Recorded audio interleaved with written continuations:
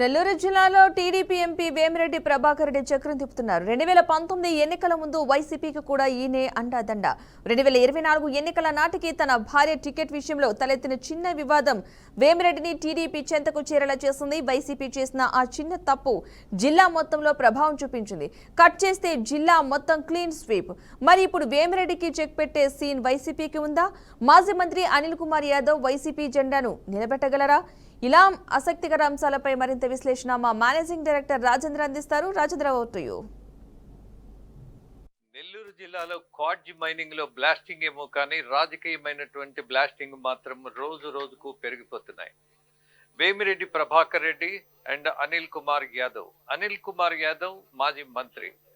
Vemireddy Prabhakar Reddy one of the most popular and richest company ఉన్నటువంటి అధినేత, దాంతోపాటు ఎంపీ కూడా. ఆయన భార్య ప్రశాంత్ రెడ్డి కూడా ఇటీవల మాజీ ఎమ్మెల్యే చేసినటువంటి వ్యాఖ్యల వల్ల వాళ్ళు జైలుకి వెళ్లాల్సిన పరిస్థితి. దాంతోపాటు అనిల్ కుమార్ యాదవ్ కూడా విచారణ ఎదుర్కొన్నటువంటి దశకు వెళ్ళిన రాజకీయం చూసాం అక్కడ. సో ఇవాళ మరొక విషయం ఒక బాంబులాగా పేలుతోంది. మైనింగ్ మొత్తం నెల్లూరు జిల్లా రాజకీయ నాయకుల చుట్టూ విస్ఫోటనం జరుగుతున్నది మైనింగ్ వల్లే. ఆరోపణలు, ప్రత్యారోపణలు. ఎంత విచిత్రం అంటే ఒక ప్రాథమికమైనటువంటి విషయాన్ని చర్చించాలి ఇక్కడ. ఈ భూమి, ఈ నీరు ఎవరిది? ఈ ప్రజలది. అది ప్రజలకు దక్కినటువంటి హక్కున్నటువంటి సహజ సంపద. ఒక్కొక్కడు దోచేస్తుంటే వాటికే మనము మద్దతిస్తూ, అనుమతులు ఇస్తూ మీరు పెరిగిపోండి, ప్రభుత్వం మాత్రం తూతూ మంత్రంగా ఏవో కొన్ని పన్నులు వసూలు చేసుకొని వదిలేస్తుంది, మీరు మాత్రం కోట్లకు పడగలెత్తండి అన్నటువంటి విధానం ఎంత లోపభూయిష్టం. ఎక్కడైనా సహజ వనరులు ప్రజల కోసం ఉపయోగపడాలి, ప్రజల అభివృద్ధి కోసం అవి కాపాడబడాలి.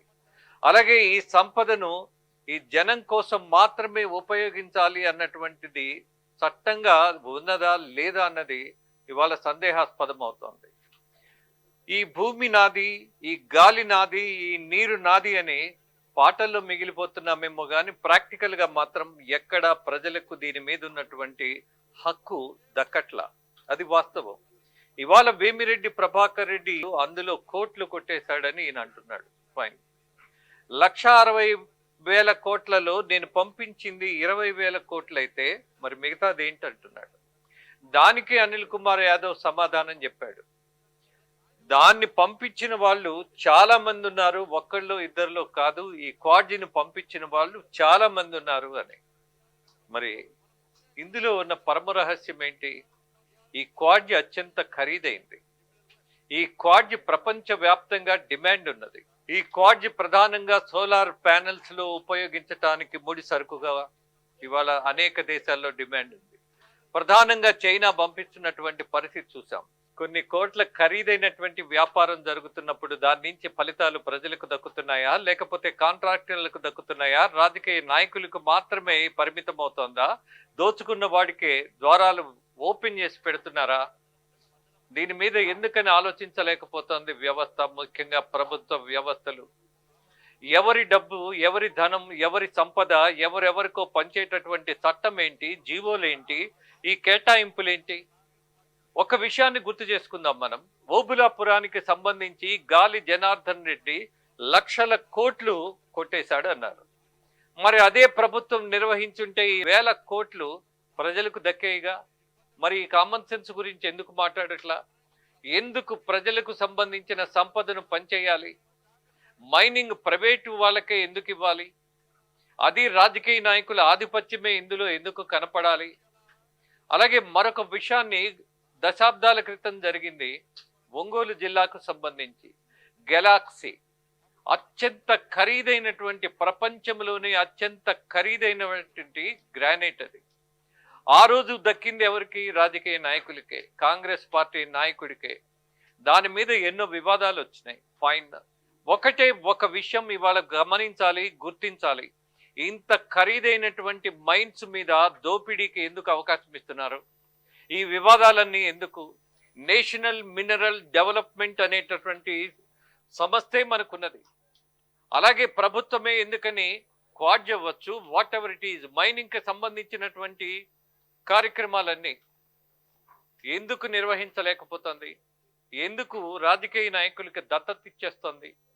అంటే తరతరాలుగా, దశాబ్దాలుగా ఈ దేశంలో ఉన్నటువంటి సహజ సంపదను దోచుకునే మొట్టమొదటి దోపిడీదారులు ఎవరు అనంటే రాజకీయ నాయకులు, వాళ్ళ అనుచరులు. ఎందుకు ఇంత దారుణంగా దోపిడీకి గురవుతోంది వ్యవస్థ అనంటే కావాలని చేస్తున్నటువంటి నిర్లక్ష్యం, అలాగే స్వార్థపూరితం. దీన్ని వదిలేయండి, దీని మీద చర్చించండి. అది వదిలేసి అతను ఇంత కొట్టేశాడు, ఇతను ఇంత కొట్టేశాడు అన్నటువంటి వివాదాల్లో వచ్చేటటువంటి ప్రయోజనం ఏంటి? దోషుల్ని శిక్షించాల్సిన పరిస్థితి ఉంటే చట్టం ఉన్నది, ప్రభుత్వాలు ఉన్నాయి, ఏం చెయ్యాలో వాళ్ళు చేస్తే బాగుంటుంది. దాని మీద ఆలోచన వదిలేసి ఇవాళ సహజ సంపదను దోచేసేటటువంటి మార్గాలను మరింత విస్తృతం చేయటం, మరింత సరళతరం చేయటం, అలాగే దోచుకున్న వాడికి దోచుకున్నంతగా ప్రభుత్వాలు వెనకుండి నడిపించటం, సహజ సంపదను దోచేసుకోవడం. ఎన్నాళ్ళిలా? ఎందుకిలా? నెల్లూరుకు సంబంధించి వేమిరెడ్డి ప్రభాకర్ రెడ్డి దోచేస్తున్నాడా? ఆయన 400 కోట్లతో అక్కడ ఏదైతే చైనాలో ఉన్నటువంటి వ్యవస్థ ఉన్నదో, పారిశ్రామిక వ్యవస్థ, దాన్ని ఇక్కడ నిస్వార్థంగా స్థాపించి వేల మందికి ఉద్యోగాలు, కనీసం 1000 మందికి ఇక్కడ ఉపాధి కలుగుతుంది అని ఆయన చెప్తున్నాడు. మంచిది అది జరిగితే. కానీ అసలు క్వాడ్జ్ కానీ ఇంకొకటి కానీ అది ప్రజలకు సంబంధించినటువంటి ప్రాథమిక సత్యాన్ని మనం వదిలేస్తున్నామన్నదే ప్రజల వేదన. దీని మీద ఆలోచించండి.